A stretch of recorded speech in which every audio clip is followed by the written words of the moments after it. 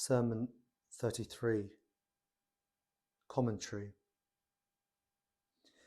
The historical backdrop of this sermon centers on the tense prelude to the Battle of Jamal, Jumad al-Akhir 36 AH, when Imam Ali salam, having recently assumed the caliphate after the assassination of Uthman ibn Affan, faced an armed rebellion led by prominent early companions Aisha bint Abu Bakr, Talha ibn Ubaidullah, and Az-Zubair ibn al-Awam, who had initially given him allegiance in Medina but soon withdrew it under the pretext of demanding vengeance for Uthman's blood. After rallying supporters in Mecca, the trio marched to Basra, seized control of the city by force, killed many loyal to Imam Ali, including the governor Uthman ibn Hunayf, and began preparing for further confrontation. In response, Imam Ali mobilized his forces from Kufa and set out to restore order and prevent the spread of fitna, i.e. civil strife. It was during this march, at the location of Diqar, a site near Kufa on the route towards Basra, that the famous incident occurred. While addressing his companions, the Imam was personally stitching his own worn shoe, a powerful symbol of his asceticism and indifference to worldly status, and when Abdullah ibn Abbas remarked that the shoe now held no value, Ali replied that ruling over the people would be worth even less to him than that shoe, except that the caliphate gave him the means to establish right and ward off wrong. The sermon itself was then delivered publicly as both an exhortation to his supporters and a defense of his motives, emphasizing that his campaign was not driven by personal ambition or revenge, but by the same unwavering commitment to truth and justice he had shown since the earliest days of Islam.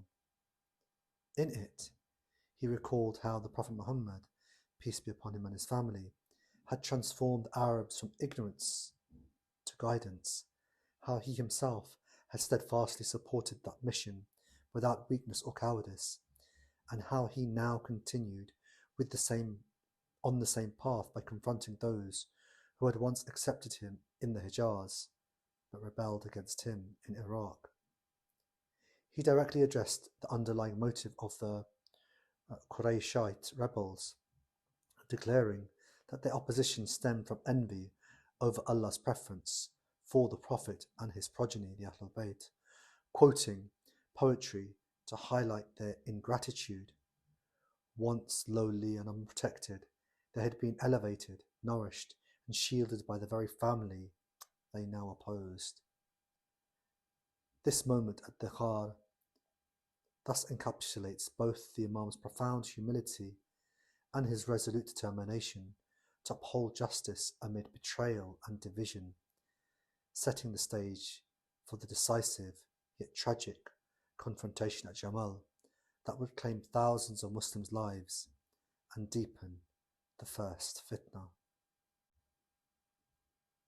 Shia scholars such as Ibn Maytham al-Bahrani states that the shoe stitching incident is a supreme example of detachment, zuhud, and ihsan, excellence.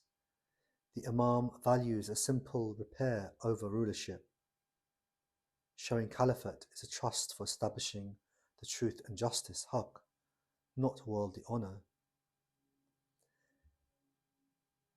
The phrase in the sermon where Amir al-Mu'mineen says, "I was in their lead till it took shape with its walls," relates to Imam Ali as being the foremost in building the early Islamic community under the prophethood, steadfast without weakness.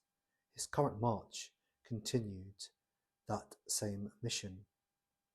Allama Majlisi in his Bahar quotes traditions from the Imams affirming the authenticity of this narration via Abdullah ibn Abbas. When the Imam says, "I have fought them when they were unbelievers, and I shall fight them when they have been misled," equates to a proof of consistency that Ali fought the Quraysh in jihad during the Prophet's time as unbelievers. Now he fights those same Quraysh elites, Talha and Az-Zubair, who rebelled out of envy and misguidance after accepting Islam. And the poetic citation condemns Quraysh's ingratitude. They gained honour, protection and wealth through the Prophet and his holy family, yet still they rebelled due to their envy over Allah's preference for the Banu Hashim. Allama Muhammad Hussain Tabatabai says that this sermon refutes claims that Imam Ali sought power. His indifference to worldly rule, i.e. a shoe over and above the caliphate, proves leadership was a duty to hold justice. Where Imam Ali speaks about piercing the wrong till right comes out of its side is a powerful metaphor for uprooting falsehood completely. Imam Ali's resolve to fight rebellion until truth prevails. Likewise, Ayatollah Jawad Amali says that the shoe incident is a timeless lesson in leadership humility. True rulers prioritize justice over personal comfort or status.